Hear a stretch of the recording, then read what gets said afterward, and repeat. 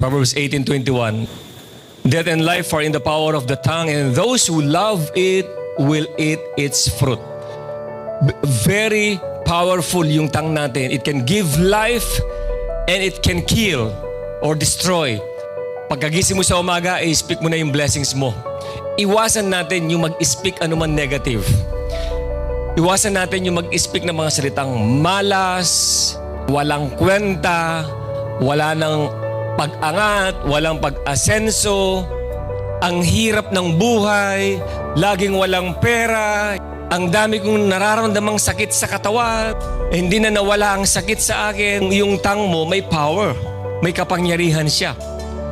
Kung anong sasabihin mo, pwedeng mangyari yun. Kaya iwasan natin yung gamitin natin yung ating dila sa hindi maganda. Always speak blessings. Kahit galit ka na, speak blessings pa rin.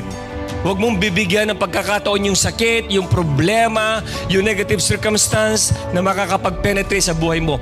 Kung sabihin natin nandyan na yan, labanan mo sa pamamagitan ng iyong pag-declare ng ginawa ni Jesus para sa iyo. Laban sa lahat ng yan. Speak good things. Speak life. Speak blessings. Every day, yan ang gawin mong practice sa buhay mo.